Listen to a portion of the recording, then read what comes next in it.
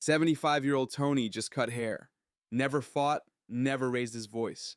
But that Saturday, when three armed men entered the barbershop, Tony's real identity was revealed. And that identity shocked everyone. Welcome to The Last Witness. Before we begin this incredible story of hidden warriors and unexpected heroes, tell me in the comments which city you're watching from. And if you believe that some people carry secrets that could save your life, hit that subscribe button. These stories reveal everything. Anthony Tony Castellano had been cutting hair on Maple Street for exactly 30 years. His small barbershop, wedged between a laundromat and a pizza place, was the kind of establishment that time seemed to have forgotten. Red leather chairs from the 1970s, mirrors with gold frames that had seen better days, and the constant hum of old-fashioned clippers that Tony refused to replace. At 75, Tony moved with the careful precision of someone who had learned that slow and steady wins the race. His hands, weathered but remarkably steady, could transform even the most unruly hair into something respectable. His voice was soft, his manner gentle, and his approach to conflict was simple. There wasn't any. In 30 years, nobody had ever seen Tony raise his voice, lose his temper, or show anything but patient kindness to even the most difficult customers. The neighborhood had changed around him. Young professionals moved into renovated apartments, trendy coffee shops replaced corner stores, and most people went to the fancy salon chains in the mall. But Tony kept a small, loyal clientele, mostly older men who appreciated his reasonable prices and unhurried pace. That Saturday morning in November started like any other. Tony arrived at 7 a.m., turned on the lights, and began his daily routine. Sweep the floor, organize his tools, brew coffee in the ancient percolator that gurgled like an old friend. His first customer was Frank Morrison, a retired accountant who had been coming every 2 weeks for 15 years. "Morning, Tony," Frank said, settling into the familiar chair. "Just the usual trim." "You got it, Frank," Tony replied, draping the cape around Frank's shoulders. "How's the granddaughter doing at college?" This was Tony's gift. He remembered everything. Every customer's family, their jobs, their concerns. Frank's granddaughter, Mrs. Patterson's arthritis, young Jimmy's baseball games. Tony carried the neighborhood's stories in his quiet heart. As Tony worked, Frank noticed something he'd observed many times before but never really thought about. Tony's hands moved with unusual precision. His awareness of the space around him was acute, and sometimes, just sometimes, Frank caught a look in Tony's eyes that seemed far too alert for a simple neighborhood barber. "Tony, you ever do anything besides cut hair?" Frank asked casually. Tony paused for just a moment, so briefly that most people wouldn't have noticed. "This is all I've ever needed to do," he replied diplomatically. At 10:30, Mrs. Eleanor Hoffman arrived for her weekly appointment. Tony was one of the few barbers in the area who still cut women's hair the old-fashioned way, and Eleanor had been faithfully coming for 8 years. "Tony, dear, I heard there were some break-ins on Oak Street," she said as Tony carefully sectioned her silver hair. "3 houses just this week. I'm getting worried about the neighborhood." "You just be careful, Mrs. Hoffman," Tony said gently. "Keep your doors locked. Don't open them for strangers." "Easy for you to say," she laughed. "You're not a 73-year-old woman living alone." Tony's hands paused again just for a second. "You're stronger than you think, Mrs. Hoffman, and you're not alone. This neighborhood looks out for its own." At 11:45, Tony's third customer of the day arrived. Marcus Thompson, a 16-year-old who came in monthly for a clean cut that his mother insisted on. Marcus always brought his phone and spent the entire appointment playing games, barely acknowledging Tony's presence. "Yo, old man, just make it look good," Marcus said, not looking up from his screen. "Got a date tonight." Tony smiled patiently and began working. Marcus had been coming for 2 years, and though he acted tough, Tony knew the boy was essentially good-hearted. Just young, just trying to figure out his place in the world. "This girl must be pretty special," Tony observed quietly. Marcus almost smiled. "Yeah, she's cool. Smart, you know? Way smarter than me." "Smart girls like guys who are respectful and responsible," Tony said, carefully trimming around Marcus's ears. Just be yourself, son. It was exactly 12:15 p.m. when everything changed. The bell above the door chimed, but instead of the familiar sound of a customer greeting, there was only silence. Tony looked up in the mirror and saw three men enter his shop. Something about them immediately set off alarms in his mind, alarms that had been quiet for over a decade. The first man was tall and thin, wearing a hoodie pulled low over his face. The second was stockier, with nervous energy radiating from every movement. The third, clearly the leader, was medium height but carried himself with the dangerous confidence of someone who had done this before. Tony's hands never stopped moving as he continued cutting Marcus's hair, but every sense was now hyper alert. Frank was still in the waiting area, reading a newspaper. Mrs. Hoffman was under the hairdryer. Marcus was absorbed in his phone. "We're closed," the leader said, though the open sign was clearly visible and there were obviously customers present. "Actually, we're open until 6, Tony replied calmly, his voice betraying nothing. "I'll be with you gentlemen in just a moment." That's when Tony saw the bulge under the leader's jacket, then another under the thin man's sweatshirt. His trained eye caught the way they positioned themselves, one by the door, one flanking left, the leader approaching the counter. This wasn't a robbery. This was a tactical operation. Tony's mind, dormant for years, suddenly snapped into the mode that had once made him legendary among law enforcement. In 2 seconds, he had assessed the threat level, extreme, identified the weapons, at least 2 handguns, calculated the positions of civilians, 3, all vulnerable, and began formulating response options. "Actually, old man," the leader said, and Tony heard the metallic click of a safety being disengaged. "We're going to need everyone to stay real calm and do exactly what we say." Frank looked up from his newspaper, confused. Mrs. Hoffman couldn't hear anything under the dryer.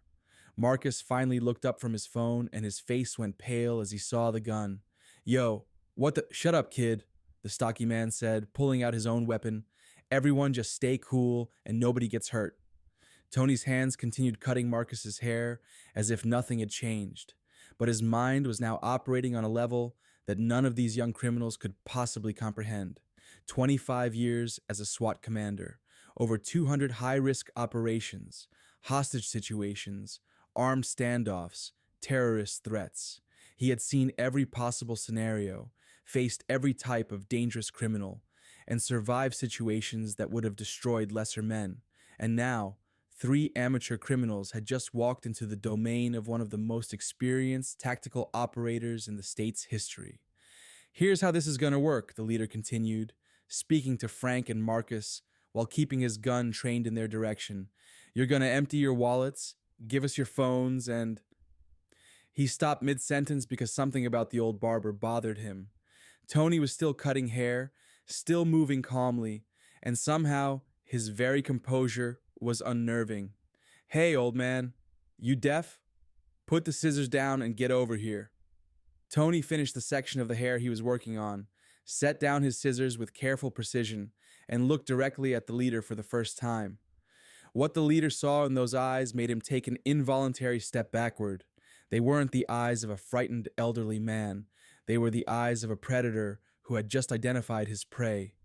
"Son," Tony said quietly, his voice carrying a new quality that made everyone in the shop turn their attention to him. "You've made a serious mistake." The thin man by the door laughed nervously. "Yeah? What mistake is that, Grandpa?" Tony moved then. What happened next took exactly 4 seconds, but those 4 seconds contained more precise, calculated violence than any of the criminals had ever witnessed. Tony's first movement was to grab the hot towel steamer and throw the scalding water directly into the leader's face. As the man screamed and stumbled backward, Tony grabbed his scissors and threw them with perfect accuracy into the thin man's gun hand, causing him to drop his weapon. Before the stocky man could react, Tony had vaulted over the counter with the fluid motion of someone half his age and delivered a strike to the man's solar plexus that dropped him immediately. The leader, still blinded by the scalding water, was swinging his gun wildly. Tony disarmed him with a textbook wrist control technique and had him on the ground in a blood choke within seconds. The entire confrontation was over before Marcus had time to scream. Frank sat frozen in his chair, newspaper still in his hands. Mrs. Hoffman emerged from under the hairdryer to find three unconscious men zip-tied with the electrical cords from Tony's equipment. "Tony," Frank whispered, "what just happened?" Tony was breathing normally, not even winded. He walked calmly to the phone behind the counter and dialed 911. "This is Anthony Castellano at Castellano's Barbershop on Maple Street," he said in a voice that carried unmistakable authority. "I need 3 units and an ambulance. I've got 3 suspects down, armed robbery attempt, situation secure." The operator recognized the tone. "Sir, are you law enforcement?" "Retired," Tony said simply. When the police arrived 6 minutes later, they found a scene that would become legendary in the department. 3 suspects properly restrained, weapons secured, witnesses safe, and a 75-year-old barber calmly sweeping hair off his floor as if nothing had happened. Detective Sarah Martinez was the first to recognize Tony's name. "Castellano. Tony Castellano," she said, staring at him. "You're the SWAT commander." "The Tony Castellano." Tony nodded modestly. "Was. Long time ago." "Long time ago?" "You're a legend, sir. They still teach your hostage rescue techniques at the academy." Frank's mouth fell open. "Tony, you were a cop?" "SWAT commander for the state police," Detective Martinez answered for him. 25 years. Medal of Honor recipient. This man has personally saved more lives than most entire police departments." Mrs. Hoffman, who had been silent through the entire explanation, walked up to Tony and hugged him tightly. "Why didn't you ever tell us?" she asked. Tony resumed sweeping, uncomfortable with the attention. "Because I'm a barber now. That other life, it was time to put it away." Marcus, who had been recording the aftermath on his phone, looked at Tony with new eyes. "Mr. C, you just saved our lives." "I just did what needed doing," Tony replied. "Same as always." The story spread through the neighborhood like wildfire. Tony Castellano, the quiet barber who remembered everyone's grandchildren and made perfect coffee, was actually one of the most decorated tactical officers in state history. But Tony's response to the attention was typical. He kept cutting hair. The next Monday, his appointment book was fuller than it had been in years. People came not just for haircuts, but to meet the hero who had been hiding in plain sight for 3 decades. Frank Morrison was his first customer, as usual. "Tony, I have to ask," Frank said, as Tony draped the cape around his shoulders. "Why barbering? After all that excitement, all that recognition, why choose this?" Tony paused in his preparations, looking at Frank in the mirror. "Frank, I spent 25 years dealing with the worst things people do to each other. Violence, fear, hatred. When I retired, I wanted to do something that brought a little dignity back to people's lives." He gestured around his simple shop. "Here, I help people look their best. I listen to their stories. I'm part of their routine, their comfort. After all those years of seeing people at their worst, I wanted to see them at their best. And the skills, the training, you just put it all away?" Tony smiled and began cutting. "Son, some things you never really put away. They're just waiting, quiet, until the day you need them again." The 3 men who had tried to rob Tony's barbershop were career criminals with multiple arrests for armed robbery. Their plan had been to hit small businesses in the neighborhood, starting with what they thought was the easiest target, an old man's barbershop. They had no idea they had just attempted to rob one of the most dangerous men in the state. At their sentencing, the judge noted that their swift apprehension and the safety of the citizens involved was due entirely to the remarkable intervention of a true American hero. Tony didn't attend the sentencing. He was cutting hair. 6 months later, the mayor wanted to give Tony a key to the city. Tony politely declined, but he did accept the neighborhood's request to become an honorary safety coordinator. He began teaching basic self-defense classes in the back of his shop on Sunday mornings. Mrs. Hoffman was his most dedicated student. "I still can't believe it," she said after successfully completing a wrist grab escape. 30 years I've been coming here, and I never knew I was getting my hair done by a superhero. Tony laughed. Mrs. Hoffman, I'm not a superhero. I'm just a man who learned some skills and tried to use them to help people. That's all any of us can do. But the neighborhood knew better. Tony Castellano wasn't just a barber who happened to be a retired SWAT commander. He was their protector, their secret guardian, the man who had chosen to spend his golden years making their lives a little bit better, one haircut at a time. And if danger ever came to Maple Street again, they knew exactly who would be ready.